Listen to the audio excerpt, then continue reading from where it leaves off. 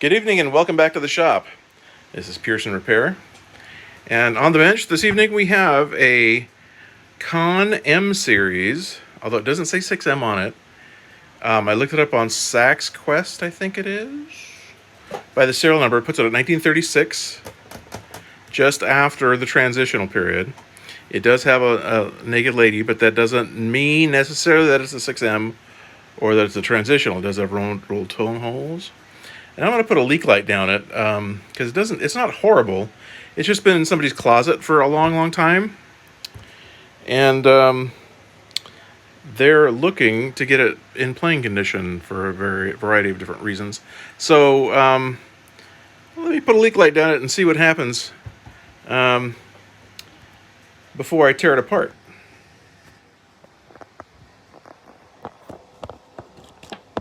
This is high tech. This is high tech, I tell you. They also had they have a number of instruments, but let's get a leak light down it. And see what kind of condition my condition's in. You know what I mean? Know what I'm saying? Know what I'm saying? Get some of this out of the way. That out of the way. So you can see a little bit. Let's plug up me hearty. Yo ho. Alright, let's turn off some lights. Oh! Come on back to me. My leak light! No, not my leak light! Don't tell me that's on the same circuit. Can't be on the same circuit. Working before. And oh, I gotta fix it again. Time to change leak lights. Got a bad connection. So we take this one and show. This is the I have two lengths of these leak lights. One that's kind of made for an alto, and one that's kind of made for a tenor. But I figured out something the other day. If I take the longer one and just keep pushing it through, and it will push through, it'll go up and get the bell keys.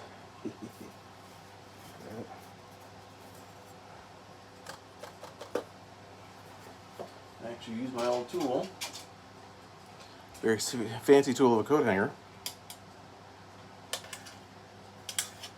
Just grab it. There we go.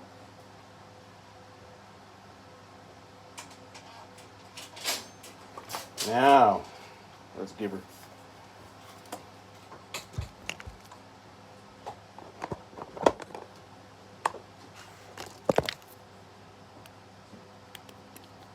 There we go. Good night.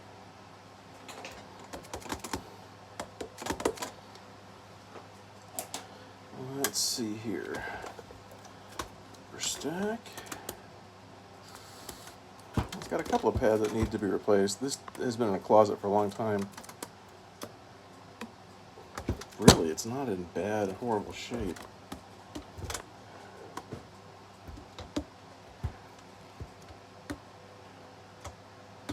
Yeah, E flat and the bell keys, but not horrible shape. And C sharp. Well, let's see what happens when I take it apart.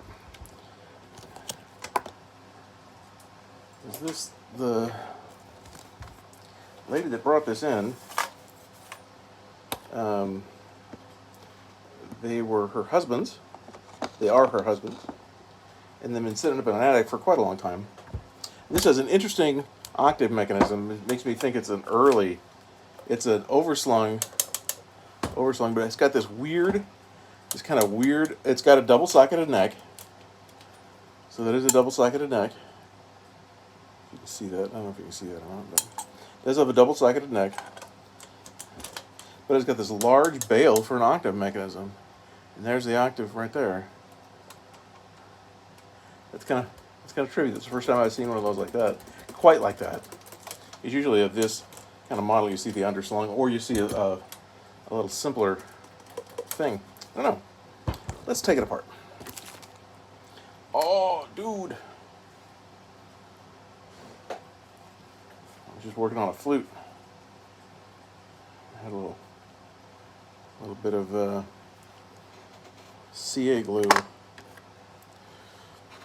Now with this one, I think has these pesky peesky little things on the sides, which they do. So, let me get a sax board. Sax board up here. Sax board.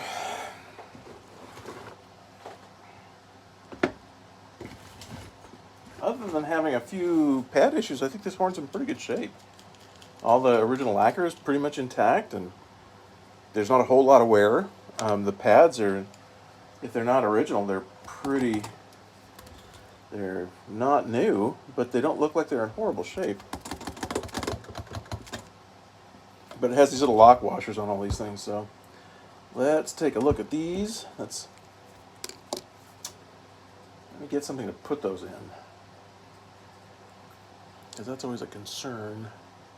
I have some extras, but I need to get a thing for that.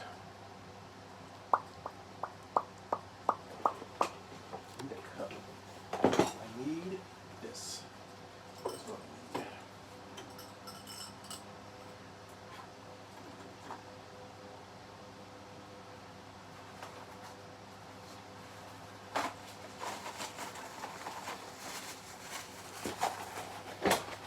So this is I'm just going to put all the little lock screws in that. And these are, these old conns have these lock screws on them. And there's not a whole lot of them, but these all seem to be here, and they seem to get lost really quickly. You can get replacements of these. I think Farees sells them. They're not cheap, so you want to try to keep them if you can. They're, for something that's so small, you would think it would be less expensive, but it's a little. That's it. That's the whole screw.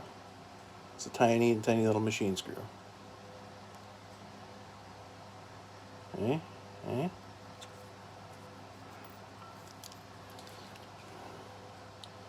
And I usually, when I take these out, I look at them in planes. So I look at, I find a couple here, and then I look at this whole plane, and then turn it over and do the whole thing again. There's a couple over on this side. They're not everywhere, but they're in enough places to make you go,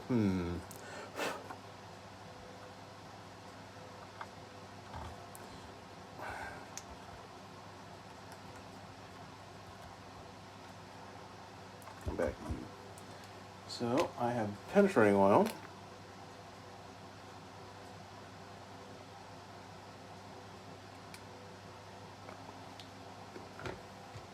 Which I'll keep nearby. I'm going to go put on these lovely cheaters. Oh, yeah, that's enough.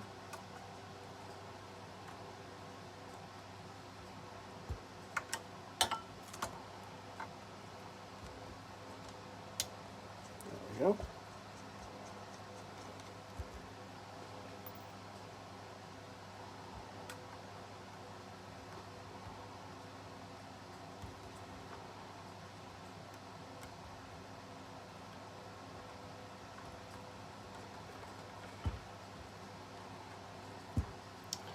Even though this is a fairly good condition, conn, having sit around for a long time, it's a matter of the nature of the beast that it's going to sit there and kind of be a little worse for the wear. All in all, it's in great shape. It does have the original case, by the way. That's that. Okay. On that side, there's two more here. I think there's 8. Let me count them. I did that once. But I've done a couple of these old conns that had these lock screws in them. And I had one that about half of the screws were gone, and that's not all that uncommon for these old horns to have some of them missing and some of them not, some of them there, and maybe they're in bad shape or.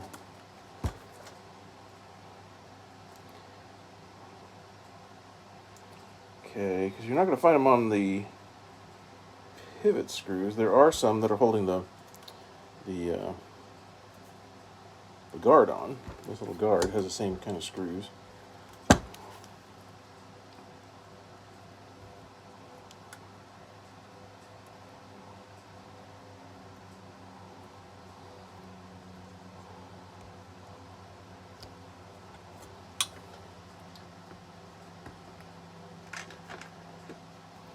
Penetrating oil.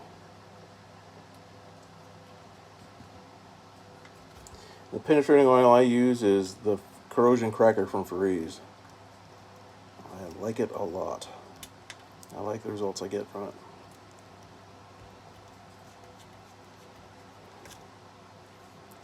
Those are the same size screws.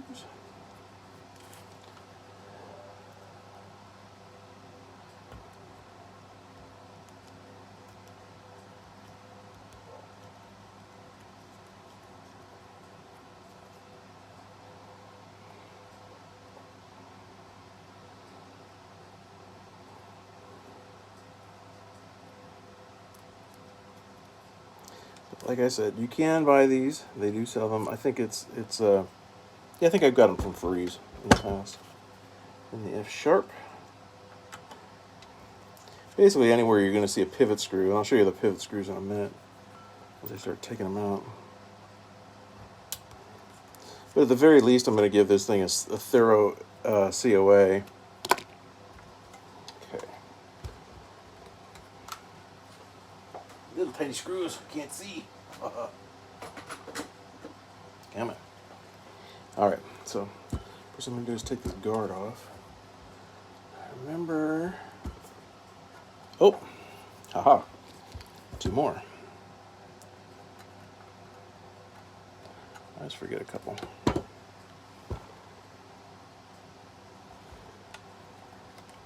Dangerous doing this over the bench.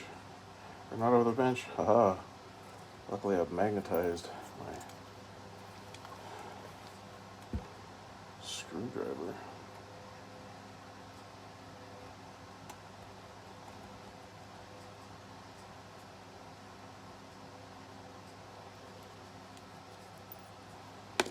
There. And this should come out. Should come up.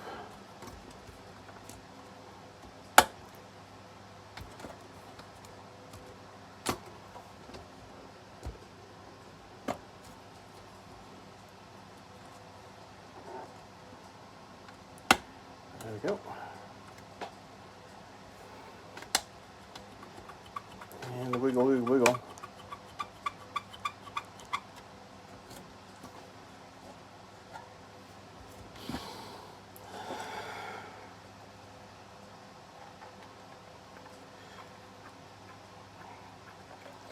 And this bow guard, the bell keys guard is, you can get by without having these screws, but that's all of them, I think. Let's count them, shall we? 1, 2, let me see. 1, 2, 3, 4, 5, 6, 7, 8, 9, 10, 11, 12, 13, 14. 14 screws. 14 of those little screws. And I've got my little stash of them. I think this is an improvement from the conn New Wonder, where they didn't have any. All the guards were soldered in place. There we go. There we go. Bell guard. And it will function without that, but just a little bit more insurance. Now, here's an interesting thing about the horns. They have this cool little thumb, the thumb hook pivots, if you look at that. They just kind of build into it, which I think is kind of cool. But we take it off.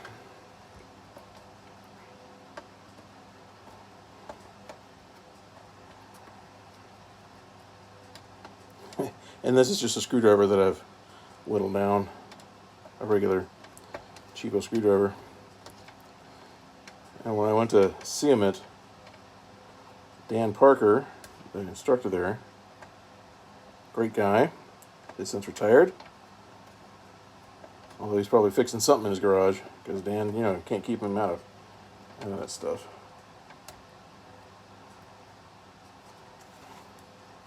They gotta be tinkering with something.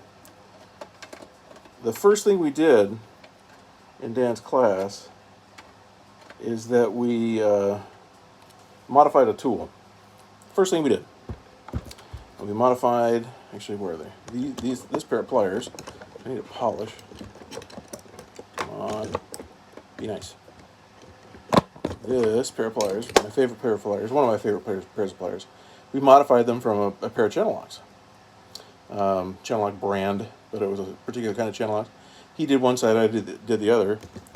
And he mentioned to me that he didn't think that he knew of any tool in his shop that he didn't mess with, so.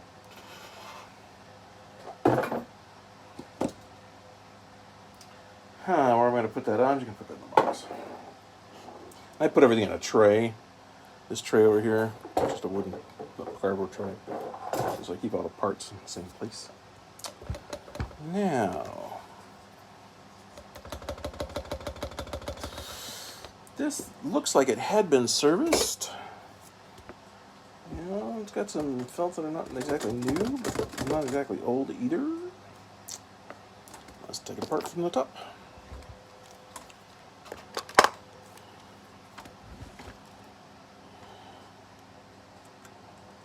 Should have all of the hinge lock screws out of it. Let me show you one of these.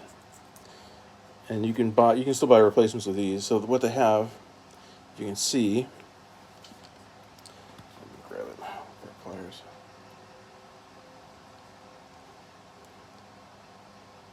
See, it has a pivot end. Focus. There you go. It has a pivot end, a regular pivot end, right?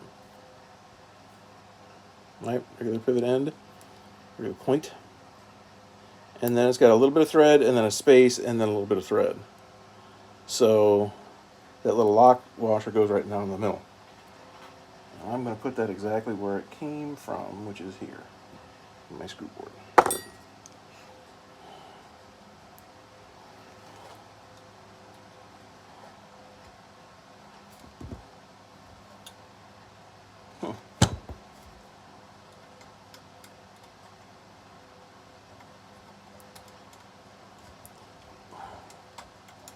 The very least of these, I'm going to make sure that it gets a good cleaning. Yeah, that's not bad.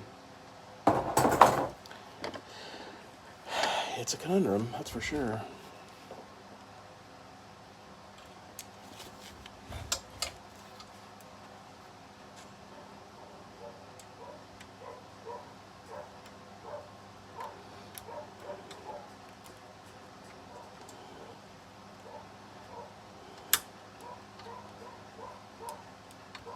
Well, that's not a good design. There's the same thing. Unless it comes out the other end, and it does. Look at that. I was about to curse conn. I just need to look. This is a new octave mechanism for me. That's for sure. But at least this horn does not have that forked E flat trill key, which is annoying. It's, you know, it's workable, but it's. I can very likely see how that disappeared quickly. So I'll come out this.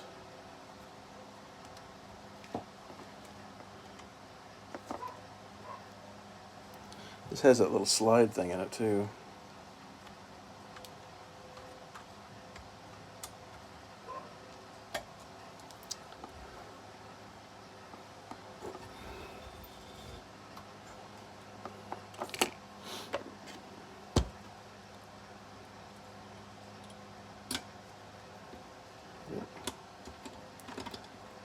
It just takes a little bit of wiggle. And as Dan taught me, you know, it seems like a pretty obvious thing just to take everything apart over the bench, so if you drop something, it lands on your bench.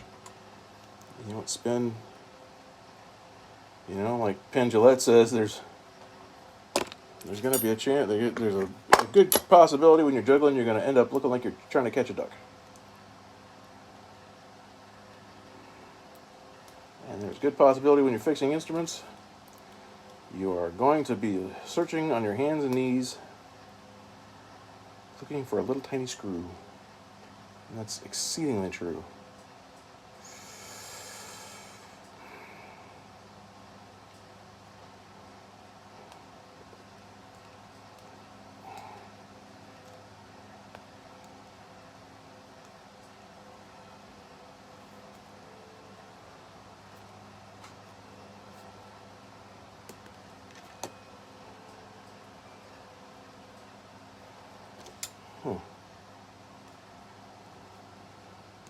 Oh, that's why. Now here's the problem. See, I missed this one. There's a little set screw here, so a friend of mine that had never encountered one of these before said, "Yeah, well, the screws are really hard to get out." I think I've done that. Even, I was even looking when I missed that one. That's a little tiny one. I wonder if it's broken off.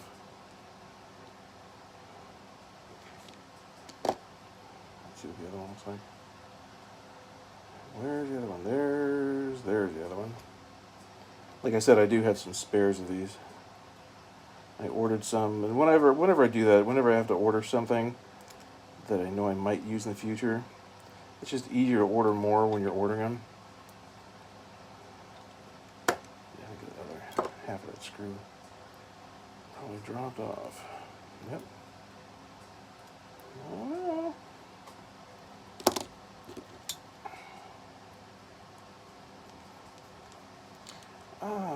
Yep, that did, I think.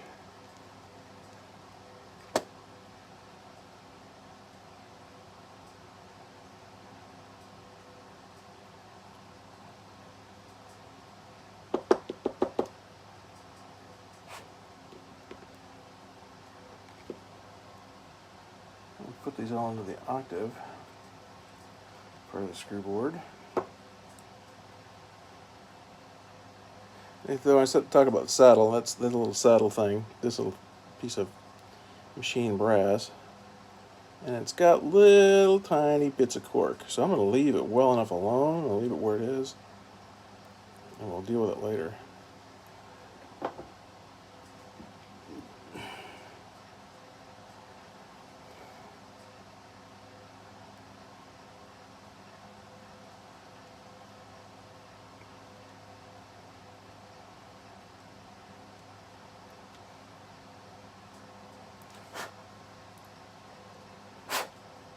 I think that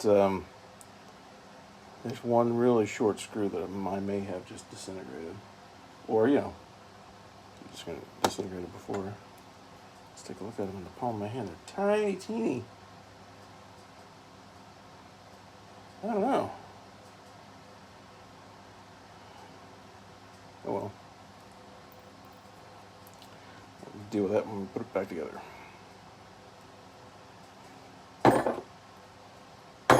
That's interesting. Okay, now let's get down to brass tacks here. Let's take off the... Ooh, look at that. So I worked on some of the, like an older horn of this, and this has got a separate G, but I've worked on, I just was doing a C melody that had one big long, the G was connected, and the F sharp was connected, well, the F sharp was on the other one, but everything, the upper stack all the way to the G was connected on one big long rod.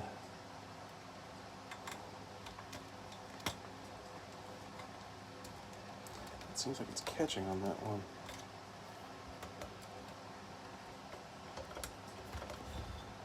Oh, another one I missed. Wow, I'm missing a lot of them. So when you find these things, and you know what... Oh, went flying. Where'd it go? Oh, there it is. we go.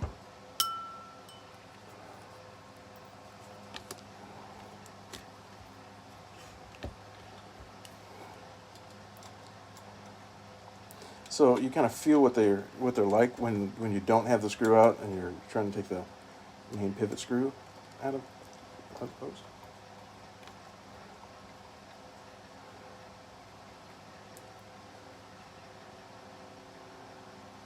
But getting back to my point with as they've gone through the transitional period with conn, they went through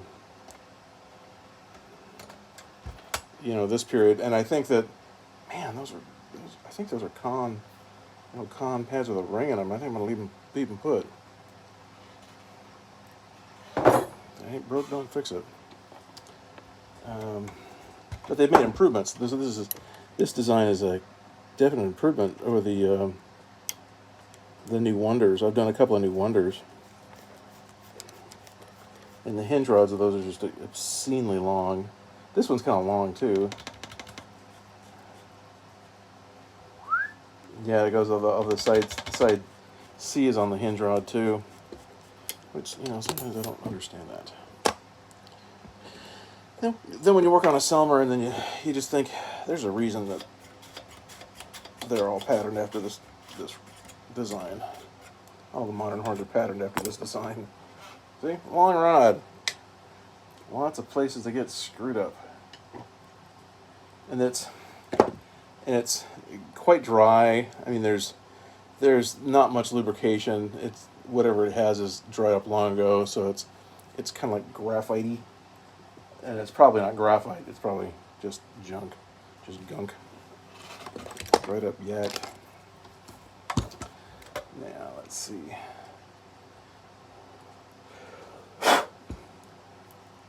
One thing I want to look for. Yeah, it doesn't. Good. The new Wonders I worked on an old Italian saxophone that had, instead of the springs sitting into a cradle, they sat into a hole, which is a whole new level of annoying.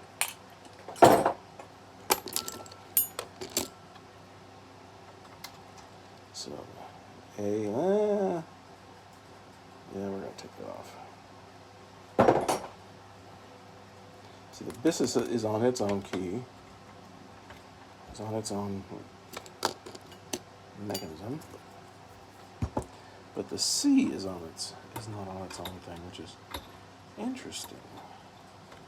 Very interesting.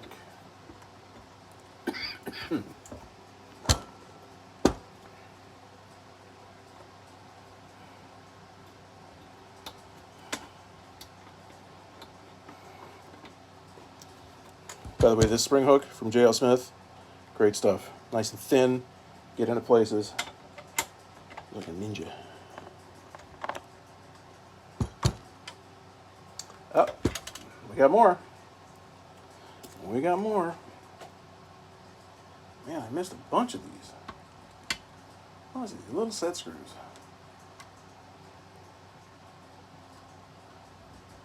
I suppose I should call them lock screws. That's really kind of what they are.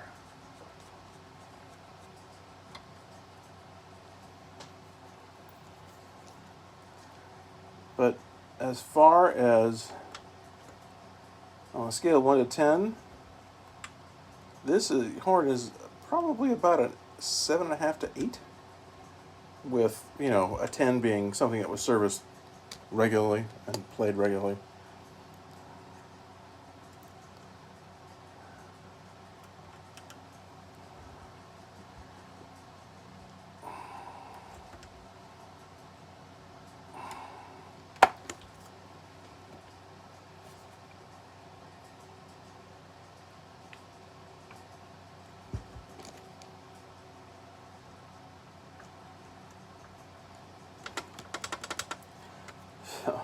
This is the thing I need to remember when I'm putting the upper stack in, is that you need to kind of wait and get the B flat on first, the side B flat or side C on.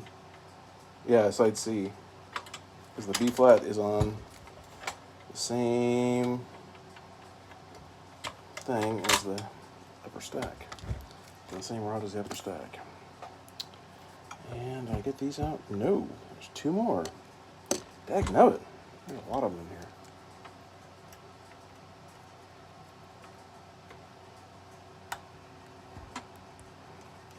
Now this is not a Conqueror.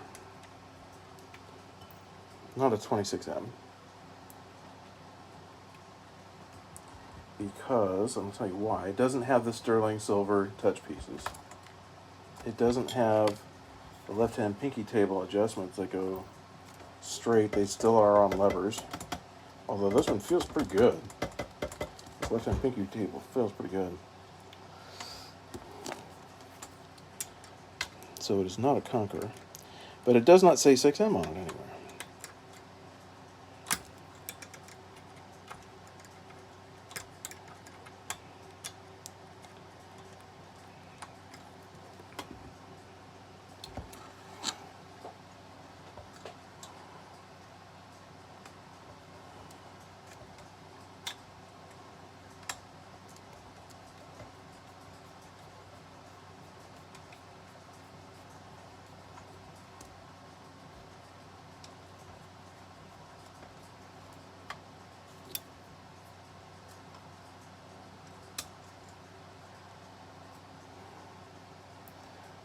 Upper stack. We're running out of space in the upper stack. Yeah, I think these are the original conn. These are conn pads. I've run into a couple of these pads before, and what they do is they have they'll have a ring on the inside of them. I've taken a couple of them out, just tearing the pad apart just to see what see what's up. So I think what I'm going to do is once I get it all cleaned,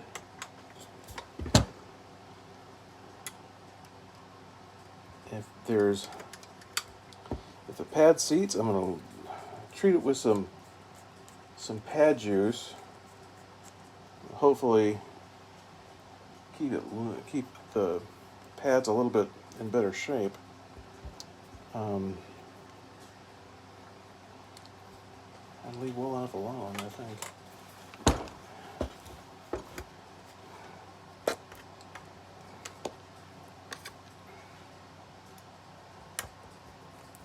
No, this is oh so much fun watching me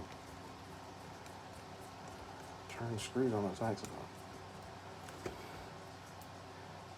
But I'm the kind of guy that goes into one of these restaurants that have all the instruments on the walls. Applebee's and those kind of restaurants, where the the servers have flair. But these instruments that have these restaurants that have these instruments on the wall, I look at them and I said, I can fix that. You can play that, and you really can. It's a D. Wow, that's an interesting one. E flat. Very springy. I think there's one of these. I think the upper F is the pad is gone. You never know what you get in the pickle barrel until you get the lid off it. Excuse my arm.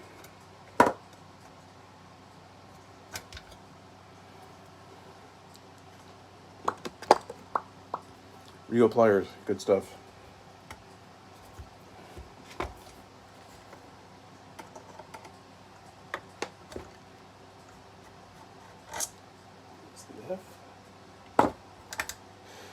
Yep, that one is kaput.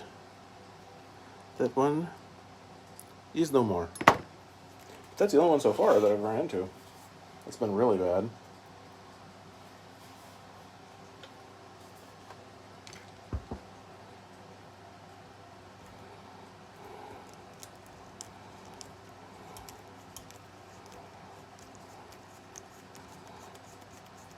I quoted the client without knowing, beyond a shadow of a doubt, the history of the horn or anything like that. I quoted her worst case scenario kind of price. So like a complete overhaul kind of price, because I never know what I'm going to find once I can look at it all day long, but I never know what it's going to look like once I get until I get it apart. Until I start cleaning the pads. I do that with flutes a lot too. They brought in a flute too, and I really don't know. If it's been sitting in a closet for years, who knows? It could be gluey.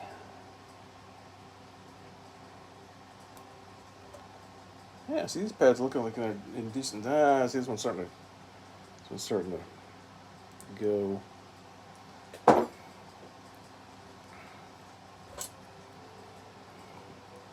So if it turns out that I don't have to spend quite so much money on the instrument as I quoted her, then it makes me look better. Everybody comes out looking happier. Yeah, see, these might be the original pads, because I'm thinking that that's a little bit of overspray. You can see just a little bit of overspray on the pads, so those might be original. They very well be original. So we will try to keep it cost down as much as possible, because that's what we do here at Pearson Repair. We like to make life better for the clients.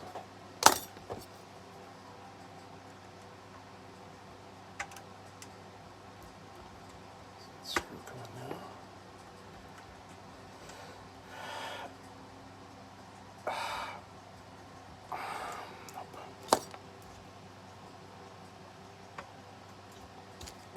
That's a tough one.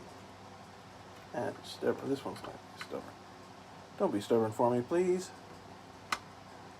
There we go. That was not stubborn.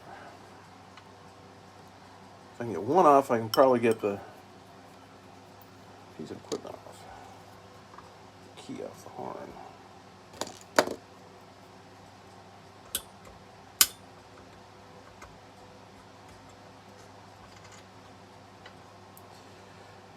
He said laughingly.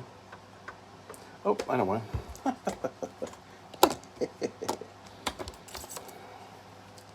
take the hinge rod out. Take the pivot screw out.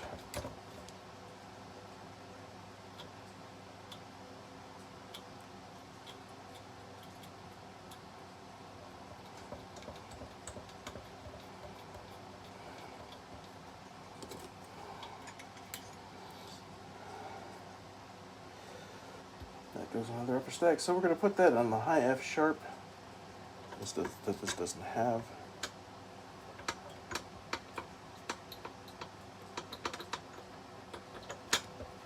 Let's try that.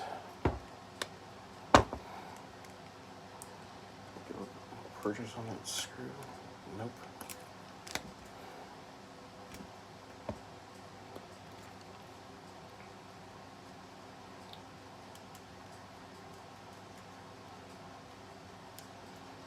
Wiggle, wiggle. See if that does anything.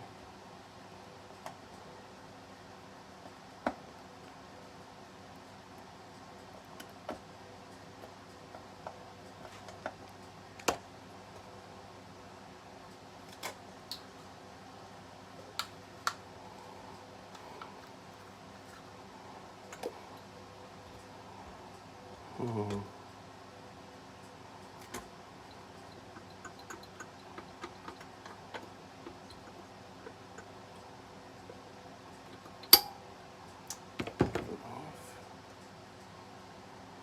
Well, at least we can get that off. Key off. We'll come back to that one. Try a little bit of heat, maybe. I don't know. Bottom stack.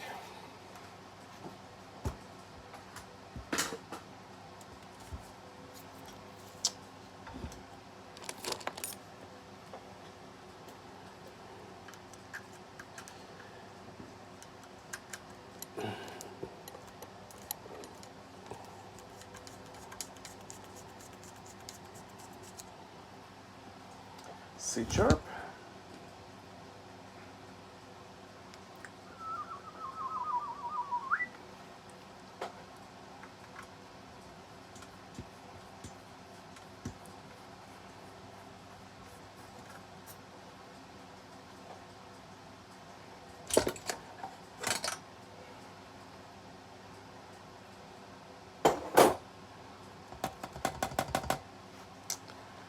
I'm thinking.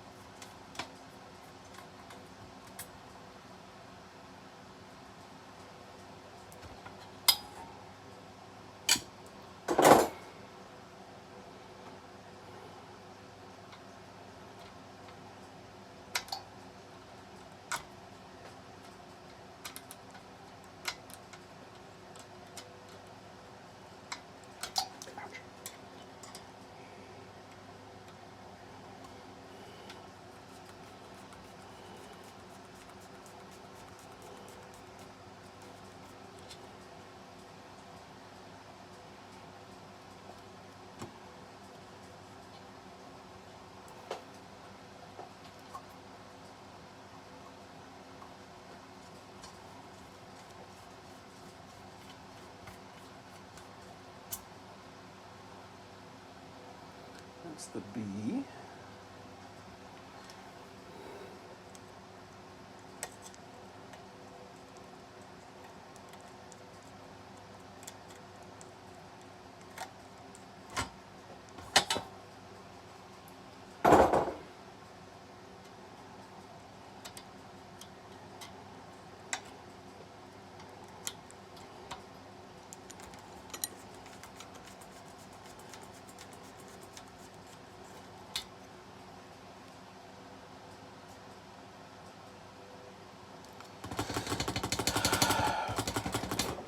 This is a strange.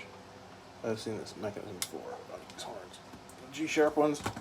It's yeah, the G-sharp one is the mechanism that tends to be a little bit odd, and the octave tends to be a little bit odd.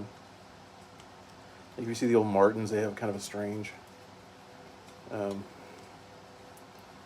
of an odd G-sharp mechanism.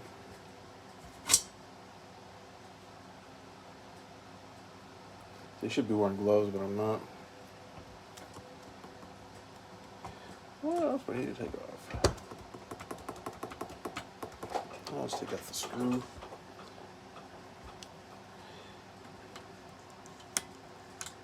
Nope. Yep.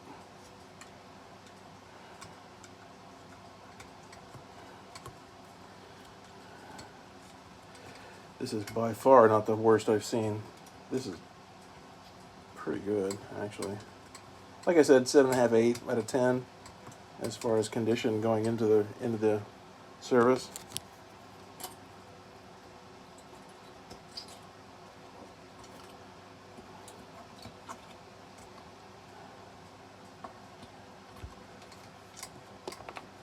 It's just been around for a long time.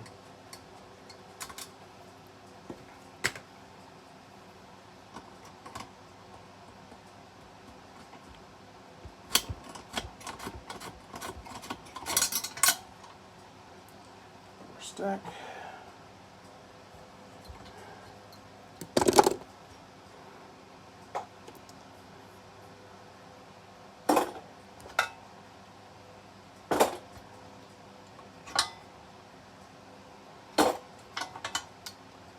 Huh. I'm in a conundrum about these pads. Because they're cool that they're original, but I don't know. Oh, yep.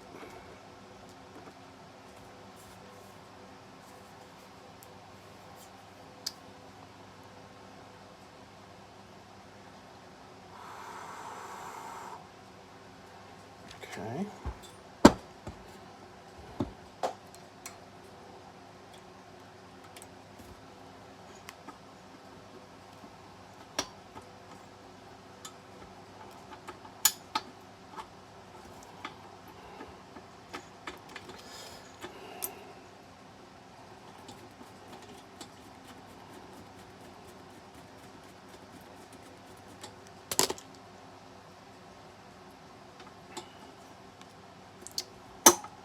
Go.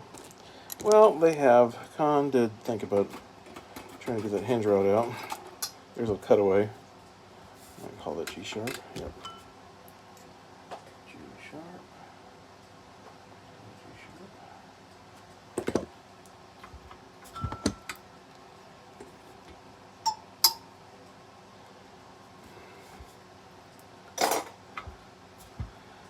I'm going to wait, make that determination what I'm going to do with these pads until, let's see, it's a little G-sharp key. Interesting. Yep. And one more rod.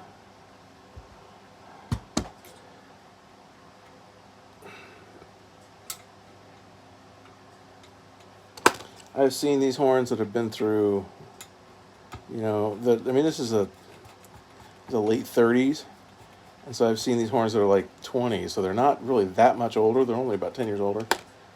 But man, the abuse that some of these horns have taken, just unbelievable.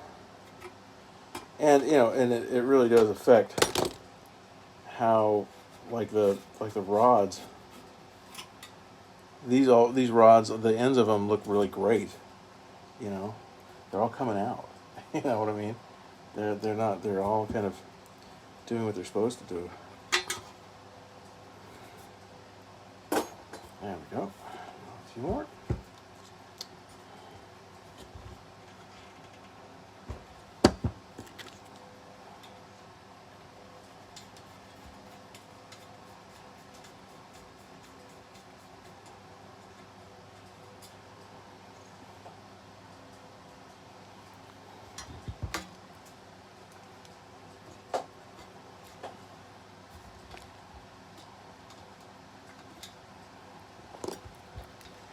You know, these hinge rods are gluey, but they're not stuck.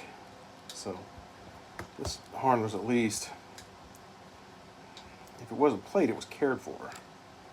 You know, it wasn't left out in the weather, or, you know.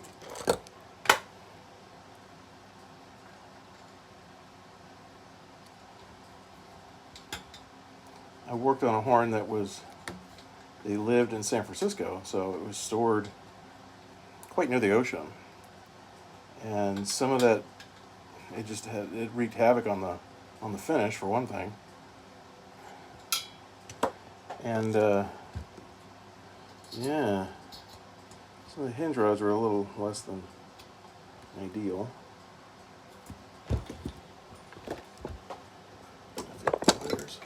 The reason I like these favorite pliers, these cement pliers, was that they get a lot of purchase on the screw. They can purchase on the part without marring it. So this one's got. I'll put a penetrating on this.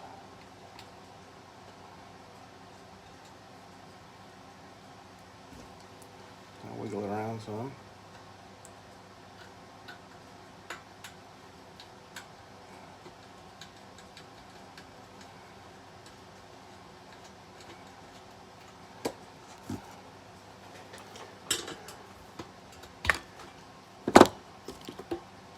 Nice thing about the penetrating oil is it's nice and thin. It gets in there and just works. Just works like crazy.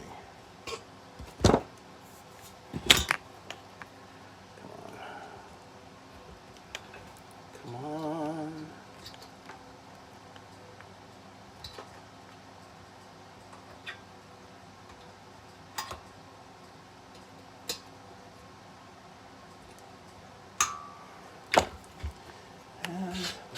There we go.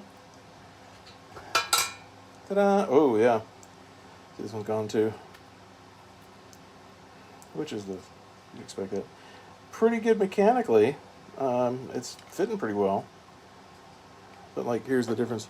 The E flat is the E flat pad, and then the C pad. A little better. The C pad is nice and E flat pad. I'm still in debating whether I want to change all these pads or not. So that's gone. All right, and that is. Oh, I got one more screw.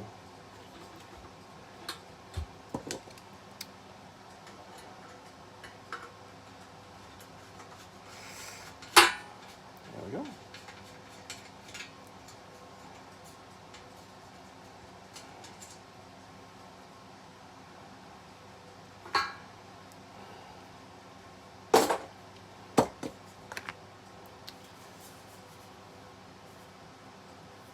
There we go. Take it apart. Took an hour. Oh, I gotta take apart the neck. So I'm pretty sure that I will speed some of this up because nobody wants to sit through an hour of doing this. There might be 3 or 4 people on the planet that like it.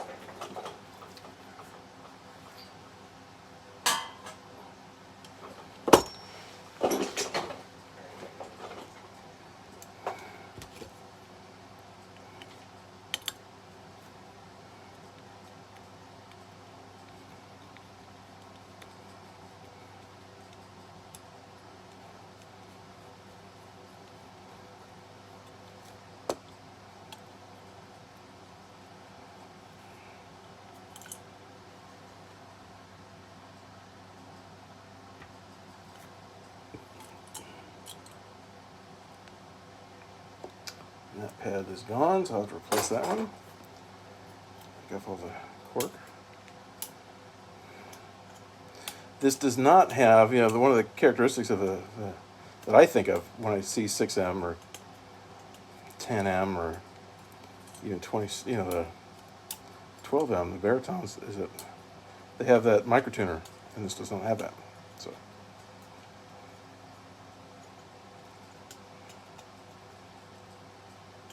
Alrighty. Tomorrow we acid wash it. Wow, that's kind of cool. Tomorrow we acid wash it. And we go from there. Alright. Thanks for watching.